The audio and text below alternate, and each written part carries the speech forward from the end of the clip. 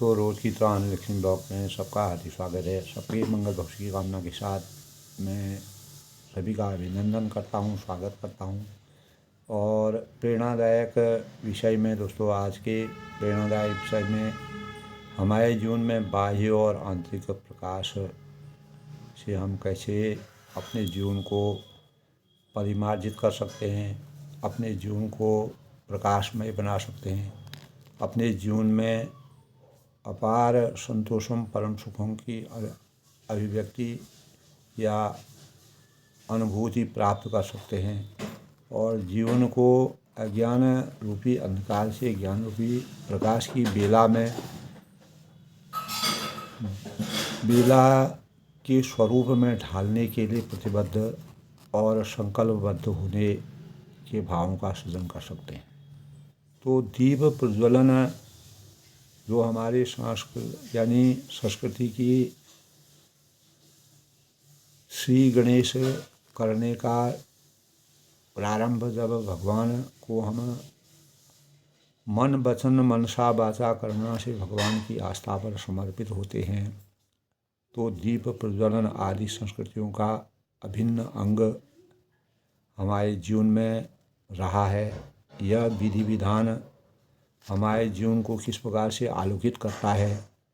जिस प्रकार सूर्य की किरणों से पूरे सांसारिक जीवन में वास्तविक चमत्कारिता के भावों और ज्ञान की पराकाष्ठा का संचार होता है, उसी प्रकार बाह्य और आंतरिक प्रकाश से हमें अपने जीवन में कितना संतोषम परम सुखम की अनुभूति होती है और पूरे संसार को हम वसुदेव कुटुंबकम के रूप में देखते हैं। और तब हमारे अंतर्गण में सर्वे सन्तु सुखिनो सर्वे सन्तु निरामया सर्वे भद्राणि पश्यन्तु मा कश्चित् दुख भाग भवेत् की कल्पनाएं विचरित करती हैं। तो धार्मिक अनुष्ठान किसी भी पंथ का हो, दीप प्रज्वलन के बिना आज भी संपन्न नहीं माना जाता है। तो जैसे दीपावली और गुरु नानक जयंती हमारे दो प्रमुख दीप पर्व हमारे भारत के गौरवशाली यानी प्रतिमान के रूप में हमारे लिए प्रेरणा स्रोत के रूप में अज्ञान रूपी अंधकार से ज्ञान रूपी प्रकाश के मानक हैं। तो जगमगाते आवासीय और कार्य परिसर जनमानस के जीवन में हर्ष उल्लास की अभिव्यक्ति के भावों का जो संचार होता है, उनमें आशा एवं उत्साह का संचार करने के भाव उत्पन्न होते हैं। आवासीय शैक्षिक और यानी औद्योगिक भवन, यहाँ तक कि नाभिकीय संयंत्र का शिलान्यास या किसी भी कोटि की संगोष्ठी का उद्घाटन हम अनिवार्यतः दीप प्रज्वलित करके उसका शुभारंभ करते हैं, श्री गणेश करते हैं। परमात्मा को साक्षी रखते हुए परमात्मा का ध्यान लगा करके परमात्मा को वहाँ पर आसीन करते हैं। तो प्रज्वलित दीप के परिवेश के परिणाम स्वरूप हम नकारात्मकता के भावों का निराकरण करते हुए सकारात्मक भावों का सृजन करने का वातावरण परिवेश वहाँ पर अवतरित करने के लिए परमात्मा के प्रति आस्थावान रहते हैं। तो जिसके परिणाम स्वरूप वातावरण में पवित्रता और निर्भयता और सकारात्मकता का ऊर्जा का प्रवेश अपने आप ही विराजमान हो जाता है। तो दैहिक भौतिक तापों से तृप्ति पाने के लिए, उनसे मुक्ति पाने के लिए हमारे अंतःकरण में अनेक प्रकार के भावों का बाह्य और आंतरिक प्रकाश की पराकाष्ठा से पैदा होता है। तो देवी शक्तियों का आगमन आसान हो जाता है। अधिसंख्य व्यक्ति जो ज़्यादातर लोग व्यक्ति क्लेश है, विवाद है, भ्रांतियाँ हैं, भ्रम है, मद है, अहंकार है, अनेकों भावों से त्रस्त रहते हैं, क्योंकि उन्हें जीवन के परम उद्देश्य और इसकी अधिप्राप्ति के आवश्यक साधनों और विधियों का ज्ञान नहीं होता है। तो उद्देश्य की स्पष्टता को सुसंगत सोच और सद्बुद्धि, सद्विचार, सद्भावों के परिणाम स्वरूप हम अनुरूप संगत बनाते हुए निर्मित ऐसे भावों का निर्माण करते हैं जिसके परिणामस्वरूप अभीष्ट की प्राप्ति अवश्य हमें होती है। अगर हम मनसा वाचा कर्मणा से अपने आत्म नियंत्रण और बाह्य और आंतरिक प्रकाश के सौंदर्य का सृजन करना अपने ज्ञान, बुद्धि, विवेक के माध्यम से अगर चाहते हैं तो प्रकाश, ज्ञान और दैवत्य का प्रतीक माना गया। अज्ञान इस संसार में जब कुछ नहीं था, भगवान ने जब सृष्टि की रचना की तब प्रकाश का उदय हुआ, मानव में चेतना के भावों का अवतरण हुआ और मानव विश्व में, इस संसार में, इस सृष्टि में अनेक प्रकार के कार्यों का श्री गणेश प्रारंभ होना शुरू हुआ। तो अंधकार कितना भी हो, एक जलते दिए के से लुप्त हो जाता है। सूर्य की पराकाष्ठा तो अद्भुत है, अलौकिक है। अंधकार रूपी अज्ञान को मिटाने में दीपक की भूमिका निर्विवाद है। किसी प्रकार का कोई उसमें असंतोष नहीं है, किसी प्रकार के कल्पना नहीं है, वह साकार स्वरूप है। तो यह दीपक उस सद्बुद्धि और विवेक का प्रतीक है जो एक और यानी एक ओर जहाँ व्यक्ति को प्रभु के स्वरूप में संकल्पित करने के भावों का संचार करता है और वहीं दूसरी ओर सद्मार्ग पर चलने की प्रेरणा का द्योतक माना गया। तो आवरण धोखा दे सकता है, लेकिन बाह्य चमक दमक और लिपापोती की आतुरता में अंतःकरण की अपेक्षा हो सकती है, परंतु अपने मूल दैविक रूप को पहचानने, निखारने, उसके वास्तविक स्वरूप को जाने तो जीवन सार्थक, हमारा जीवन एक सार्थक स्वरूप में अवतरित हो जाता है। तो प्रकाशवान रहने के लिए ज्ञान रूपी प्रकाश के संतरण के बाद प्रकाशवान रहने के लिए साधक अपना मार्ग स्वयं तैयार करता है, भूमिका स्वयं तैयार करता है। तभी कहा है अपि दीपो भवः, दूसरा व्यक्ति हमारी सद्बुद्धि का दिया नहीं जला सकेगा। प्रत्येक मानव के अपने अंतःकरण में सद्बुद्धि के दीपक को जलाने के भावों का जब आविर्भाव हो जाता है तो उत्कंठा हमारे भीतर से उठती है और सम्मति के द्वार भीतर से बाहर की ओर खुलते हैं, जिसके परिणाम स्वरूप हमारी सोच, हमारा आचरण, हमारी कार्यविधि और ईश्वरीय विधान के जितना हम अनुरूप होंगे, जितना उसके स्वरूप को जान पाएंगे, उसी अनुपात में हम ईश्वरीय प्रकाश से लाभान्वित हो सकते हैं। तो अपने ज्ञान को संचित करना, ज्ञान को जगाना और दीप ज्योति के परिणाम स्वरूप अंधकार दूर करने की पराकाष्ठा है। और दीपक की कतारें संसार में प्रकाश उत्सव का प्रतीक माना गया है। लेकिन जीवन की ज्योति तो आत्मा से प्रकाशित होती है। प्रत्येक मनुष्य एक दिए के समान इस संसार में अवतीत होता है, जो आत्मबल की ऊर्जा से संसार को प्रकाश दे सकता है।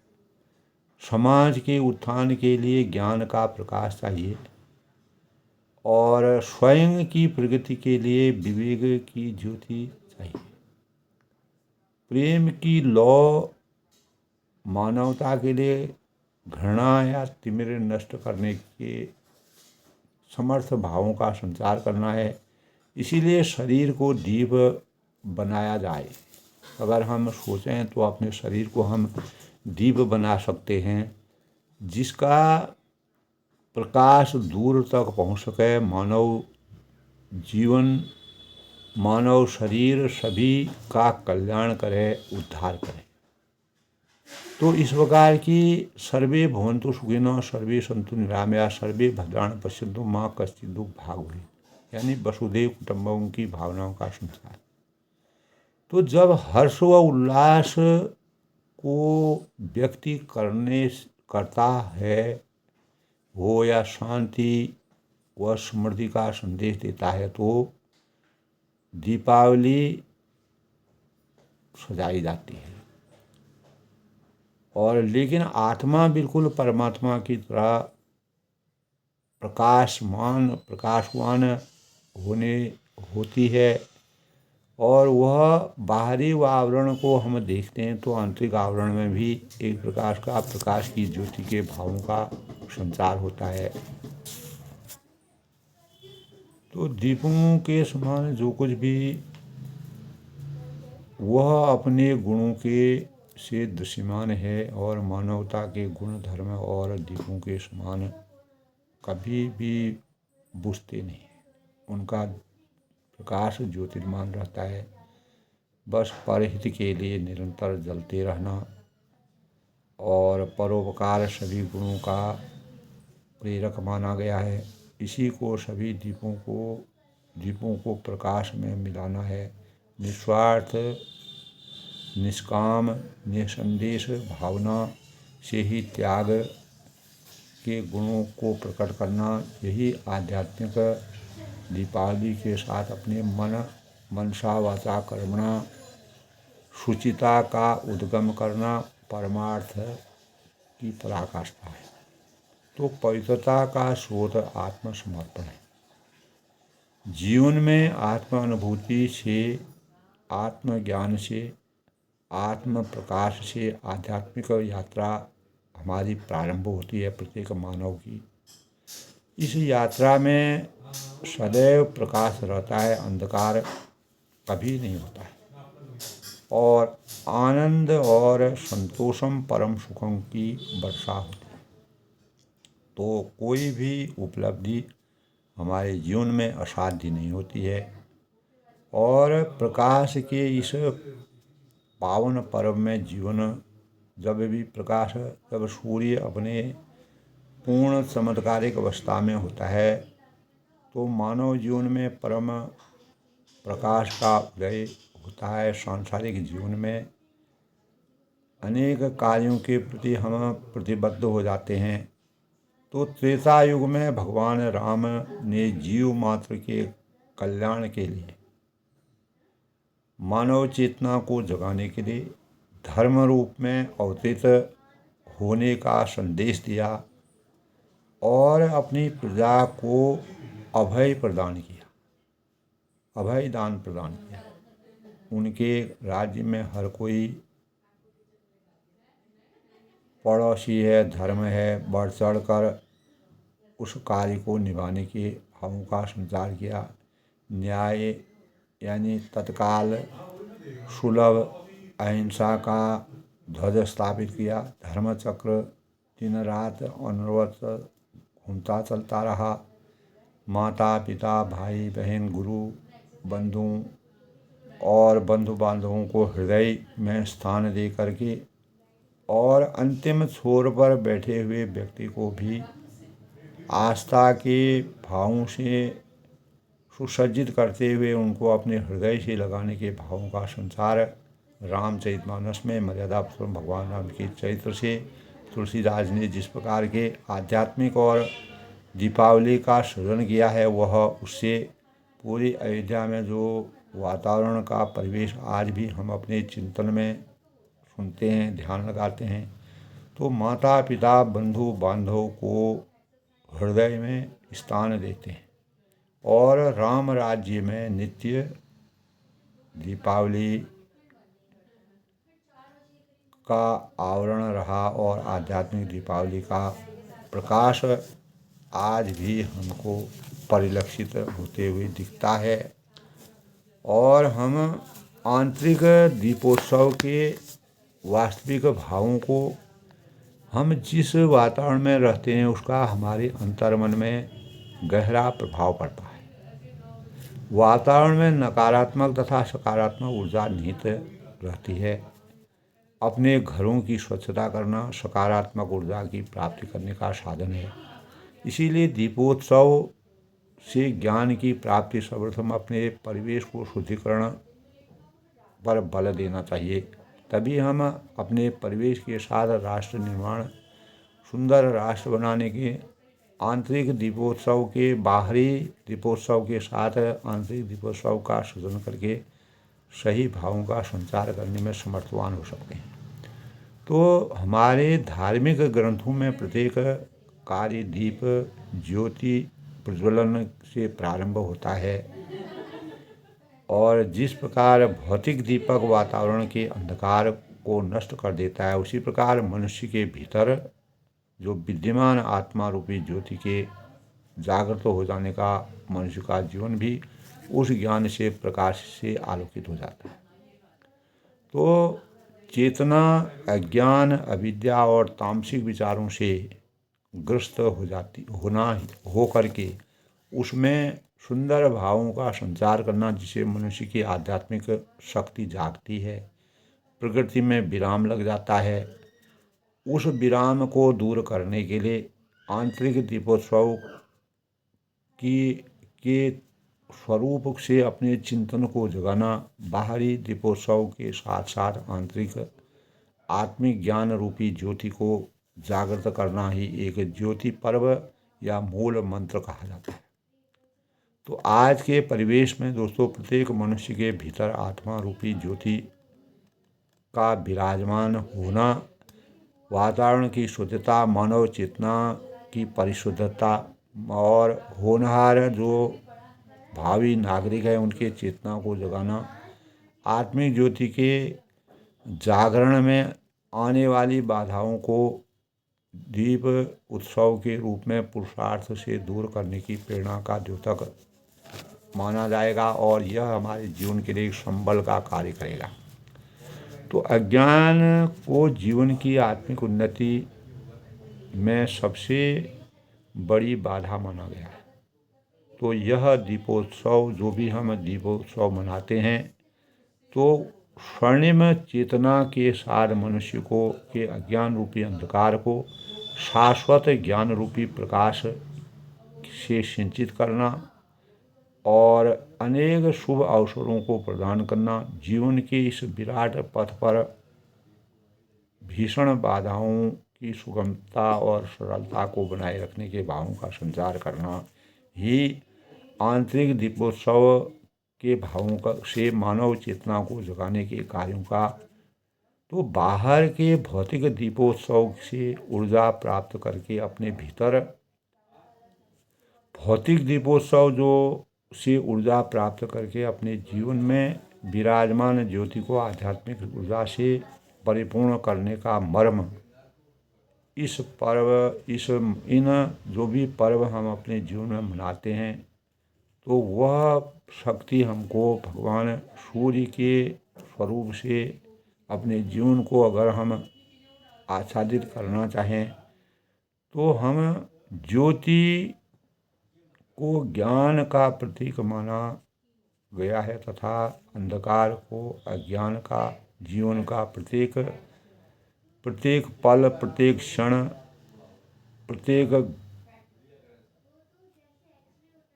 समय इसी आंतरिक दीपोत्सव